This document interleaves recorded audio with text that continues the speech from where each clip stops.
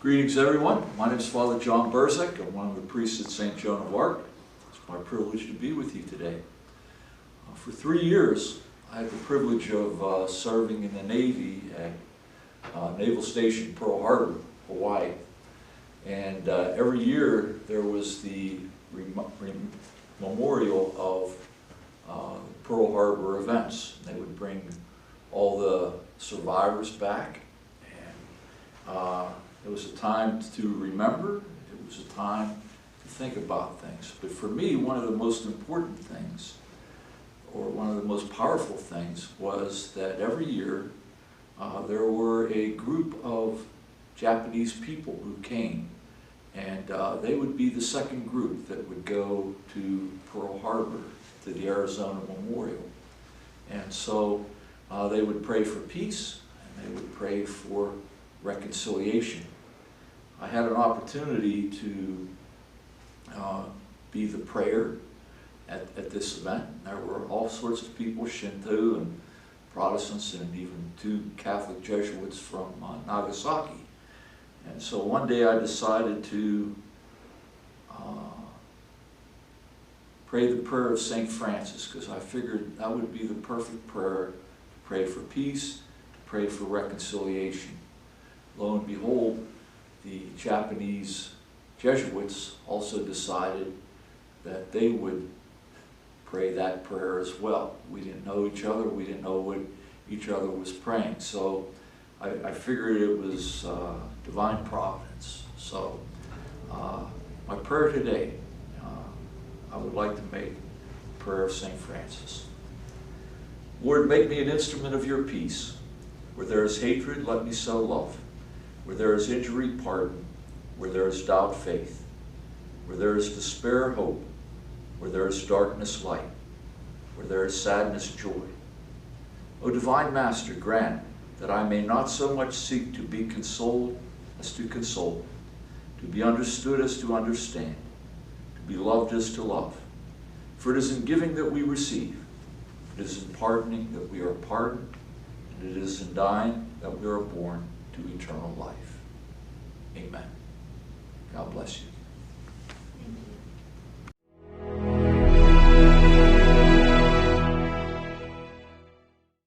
I pledge allegiance to the flag of the United States of America and to the republic for which it stands, one nation, under God, indivisible, with liberty and justice for all.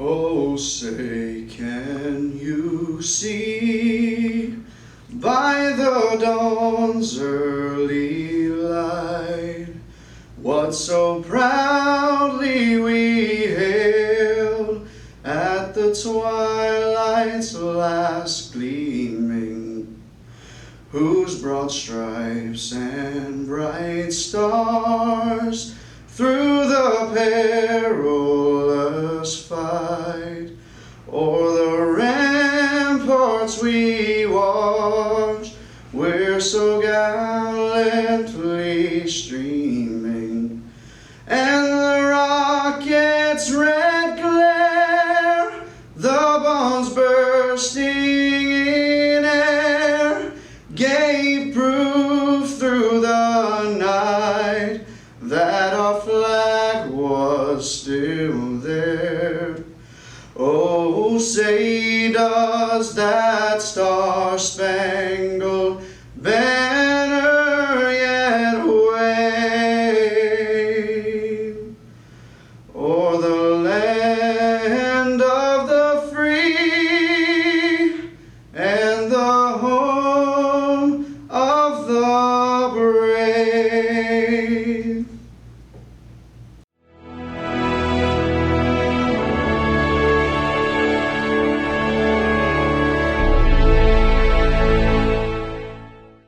evening, everyone. My name is Walt Zakinski, and on behalf of my fellow supervisors, Ed Snee and Brian Lucott, and Township Manager Karen Fosbaugh, I would like to welcome you to our 9/11 virtual tribute to all those that were injured and those who lost their lives on that tragic day, September 11, 2001. Although we could not have our usual ceremony at Sunny Slopes because of county restrictions on maximum numbers of people allowed to gather in one place, South Park Township decided it was still important to continue this tribute.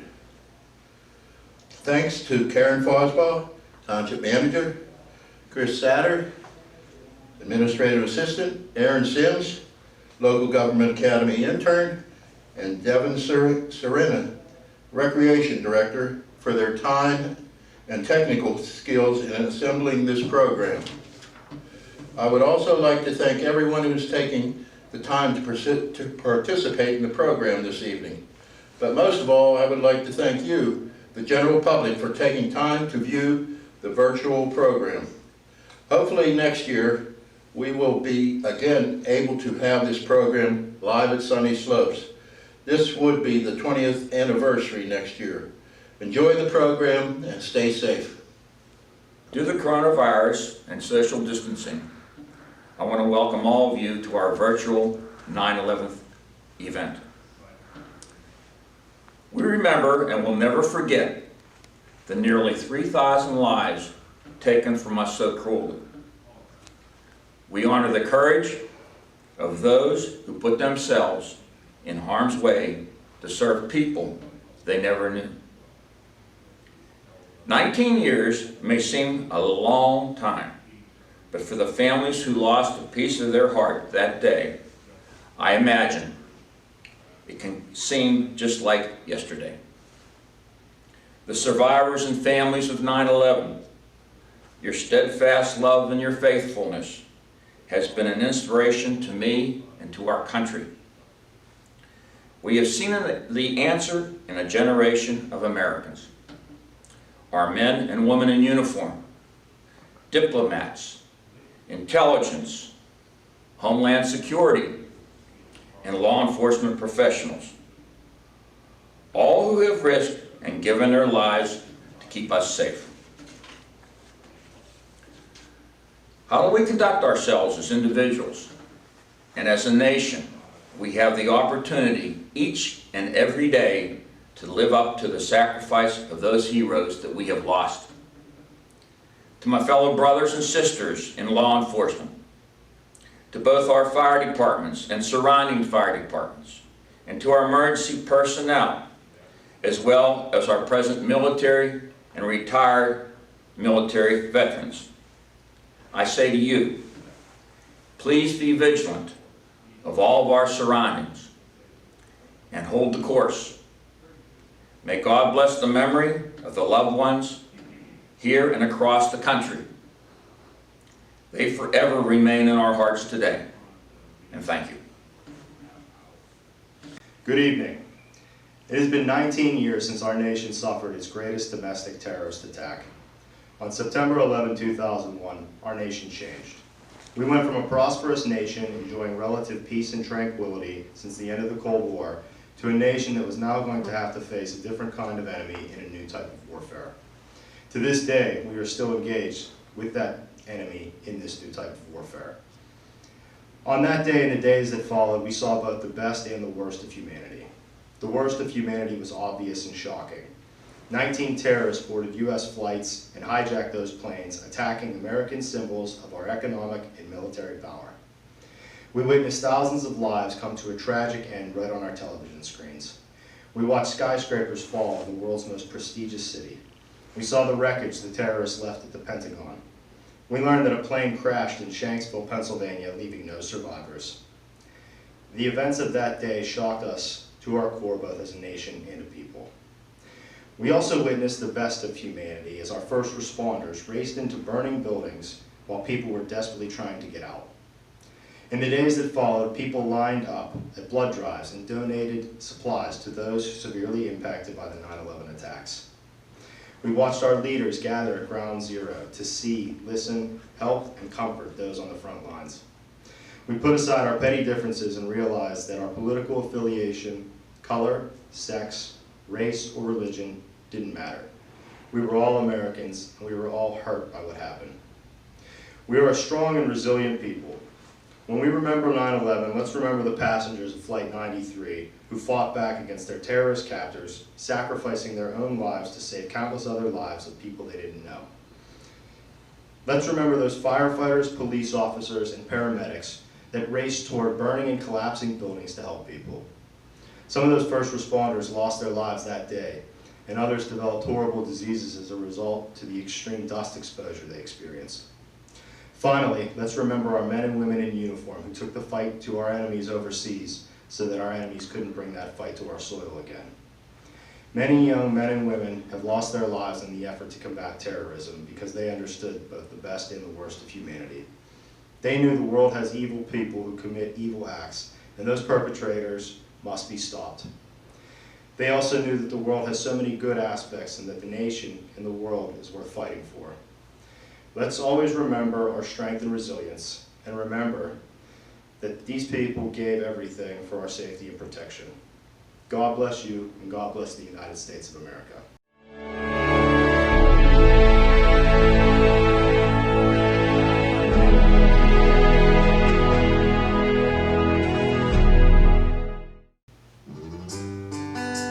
Psalms 91:1. He who dwells in the shelter of the Most High will rest in the shadow of the Almighty. Deserts grow cold, rivers run dry. We give up on each other without thinking twice, and hope gets lost, can't see the dawn. When the storm just won't let up, give us the faith to carry on. When we get scared, let this be our prayer. God, keep us safe tonight. And keep our eyes toward the sky. Send down an army of angels to make us brave, to keep us strong.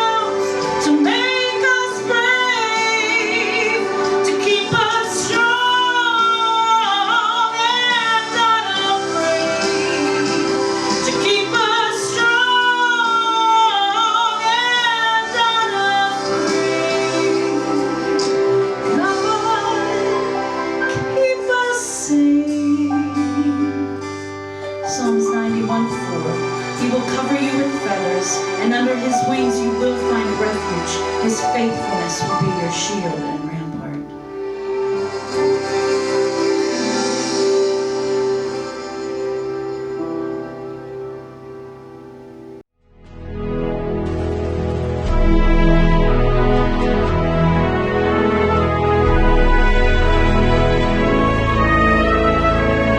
First, join me in saying thank you to the community heroes, EMS, firefighters, first responders, police, courageous men and women sacrificing each day.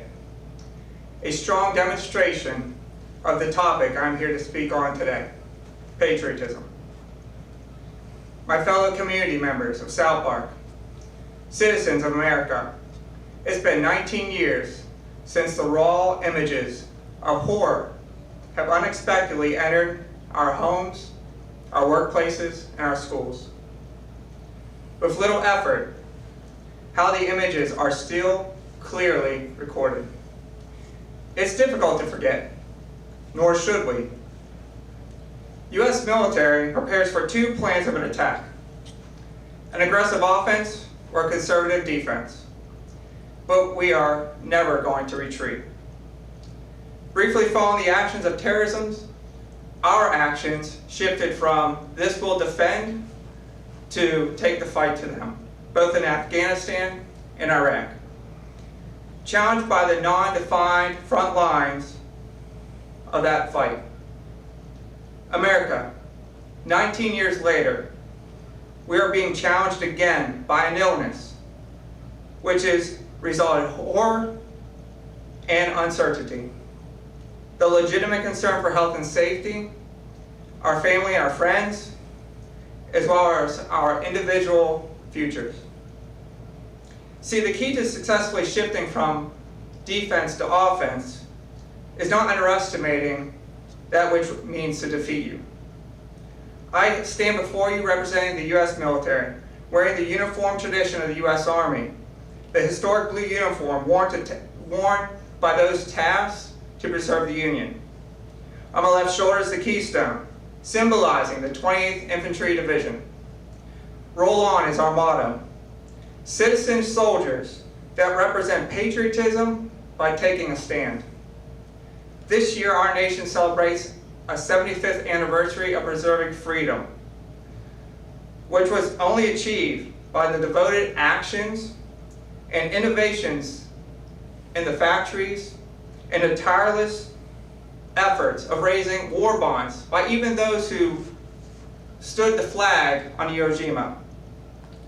Patriotism doesn't require a uniform, nor should it be measured by an individual effort, but the resolve of a united mission in preserving freedom for everyone, because everyone matters. The citizens that were part of the greatest generation were just as essential as their descendants today. Sandy Deal, wife of Flight 93 pilot Jason Deal, said this: "If we learn nothing else from this tragedy, we learn that life is short and there is no time for hate." Romans chapter 12, verse 19. "Beloved, never avenge yourselves, but leave that to the wrath of God, for it is written, 'Vengeance is mine, I will repay,' says the Lord." Today we remember those lost by how we live our lives. Even the smallest act of kindness and the way we honor those we've lost, a way to reclaim the spirit of unity that followed 9/11, words spoken by former President Obama. As we continue to heal ourselves, join me in offering peace and kindness to those around us at this time. And I challenge each of us in our longing for normalcy that we continue this wave of peace and kindness beyond our community until it overwhelms those devoted to destroying democracy. May our unwavering patriotism and for our love of country extinguish the hatred that infects this world and preserves our freedom. And roll on into tomorrow, when most of the speech has been forgotten, of the memories of yesterday. and when I blend in with you in the early morning rush hours of Pittsburgh traffic, along with the thousands of faceless and nameless that pass us by. But I promise you this, when disaster and tragedy strikes, I will pick up the flag. If you are currently serving or have served, either a firefighter, police officer, EMS, first responder, or military, please stand and defend our community heroes in support of their service and stand for the preservation of our freedoms. Freedom is never more than one generation away from extinction. We didn't pass it to our children in the bloodline. It must be fought for, protected, and handed on for those to do the same. As we remember the words of our late President Ronald Reagan, remember to fight for your freedom, South Park, and the actions of your patriotism. Make it our community, our nation, a little bit better with peace and kindness. May God bless you. May God bless the United States of America. Thank you.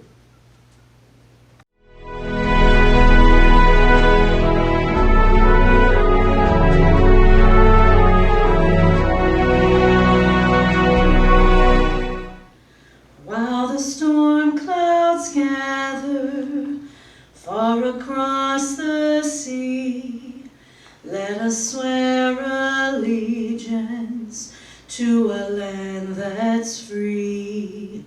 Let us all be grateful for a land so fair, as we raise our voices in this solemn prayer.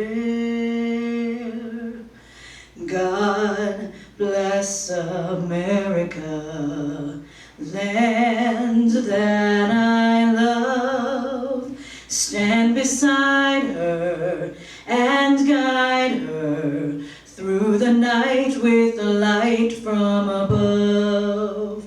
From the mountains to the prairies, to the oceans white with foam. God bless America, my home, sweet home. God bless America, my home, sweet home.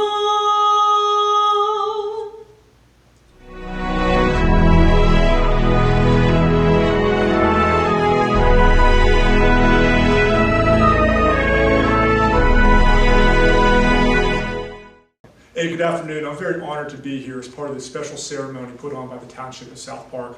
And I'd like to start by thanking the Township supervisors for making this a priority, and the Township manager, Karen Fosbaugh, for all the work she has done to improvise, adapt, overcome, and get this program out to the community despite the unique times that we're in. So today we're remembering one of the most tragic days in America's history. But even amongst all of that tragedy, it's filled with stories of courage. But what actually is courage, and why is it so important? Well, Webster's defines courage as a mental or moral strength to venture, persevere, and withstand danger, fear, or difficulty.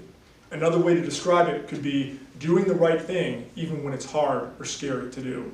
And I would argue that courage is such an important characteristic for both individuals and societies because it enables us to win when the times are bad.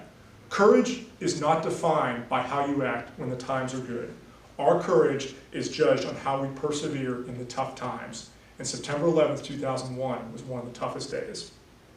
And I want to share a story that is an incredible example from that day of courage by Captain Tom Armis, a Marine Corps reservist who was working in the World Trade Center complex on September 11th in his civilian capacity as a special agent in the city of New York. He was working out in the gym directly across from the first tower when the plane struck, and he immediately rushed out. Imagine looking up from the street and seeing the destruction that was taking place right in front of him. What does human nature tell us to do? It tells us to protect ourselves. But he pushed his fear aside and went into action. And he and his partner voluntarily ran into the tower to locate a handicapped individual on the 33rd floor. After locating that person, they went all the way up to the 40th floor and worked their way back down 7 floors, making sure they were clear and evacuated. They then moved down to the mezzanine level and were helping evacuate people from there when the second tower collapsed. He was trapped in debris, but somehow found a flashlight and led a group of survivors out of the building. He then returned to grab a dangerously wounded individual to safety. Do you think he had had enough at that point? He was lucky to be alive, but he kept going. The remainder of the official report of his actions that day read as follows. Though temporarily blinded in his left eye and choked by dust and small debris, Captain Armis with the other agents gathered survivors onto a waterway shuttle boat and ferried them across the Hudson River to safety. Finally, after making several trips and ordered by his superiors not to return to the crash site, he was taken to the hospital for medical attention. Despite his injuries, Captain Armis returned the next morning to assist in rescue operations. Now, just think about that for a second. He went back the next day. And for his actions, Captain Armis was awarded the Navy and Marine Corps Medal, which is the highest award for non-combat heroism the Marine Corps can bestow. His partner with him that day noted in an eyewitness statement, "At a time of chaos, Special Agent Armis was the glue that held us together." That, my fellow Americans, is courage. My ask for each of you tonight is that you search Tom Armis, A-R-M-A-S, September 11th, and watch some videos of him speaking with your family, and you'll be reminded of what courage truly is. But he is only one of thousands of stories of courage and sacrifice that day, so please find other stories and share them with your neighbors and your friends. And in closing, let's all take a moment to reflect not only on the terrible loss that our nation suffered 19 years ago, but also on all the men and women who stepped up to be their best when the world was literally falling apart around them. Remember how important courage is to our families, our communities, and to a free nation. And finally, let's look in the mirror and ask ourselves, what can I do to provide strength and be that glue that holds people together in a time of chaos? Thank you all for your time, and God bless America.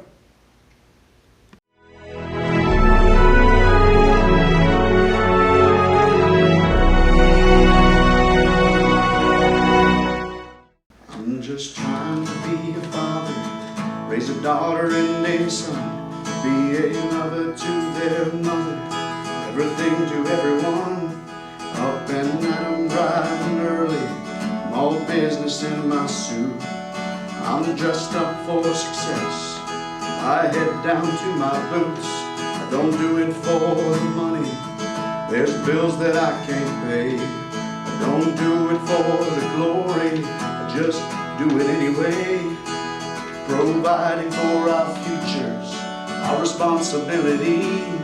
Yeah, I'm real good under pressure, being all that I can be. I can't call in sick on Mondays when the weekend's been too strong. I just work straight through the holidays, sometimes all night long. You can bet that I stand ready when the wolf growls at the door. Hey, I'm solid, hey, I'm steady, hey, I'm true down to the core. And I will always do my duty, no matter what the price.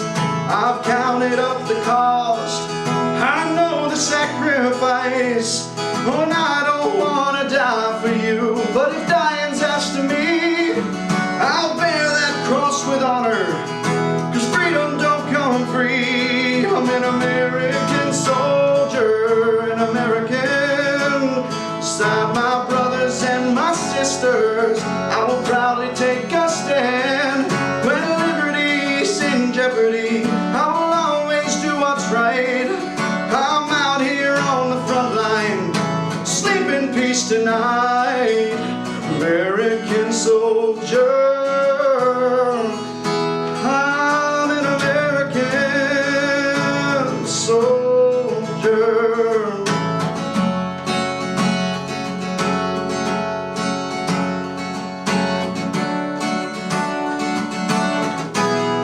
I'm an American soldier, an American. Beside my brothers and my sisters, I will proudly take a stand.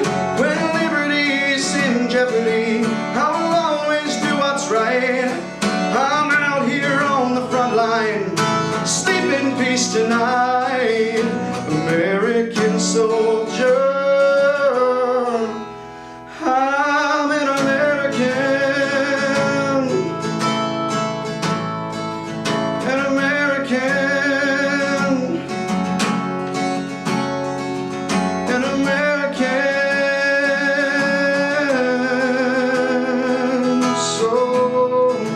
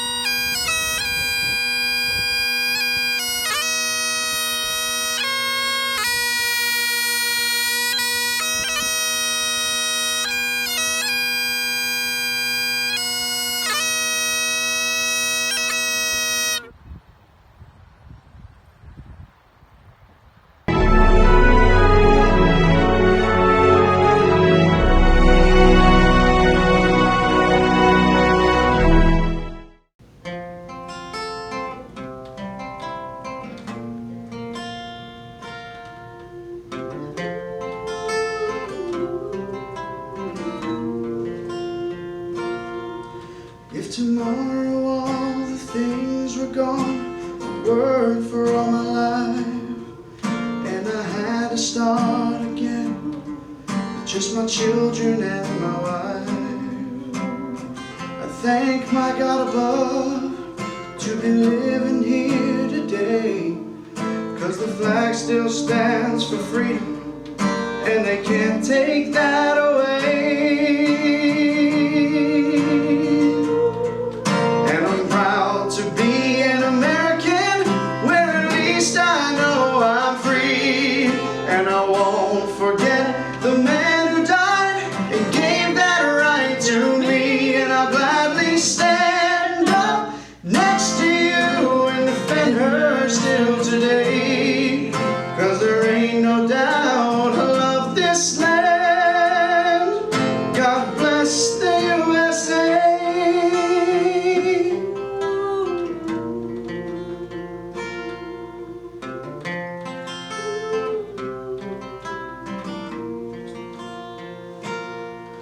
From the lakes of Minnesota to the hills of Tennessee, across the plains of Texas, from sea to shining sea, from Detroit down to Houston, from New York to LA. There's pride in every American heart, and it's time we stand and say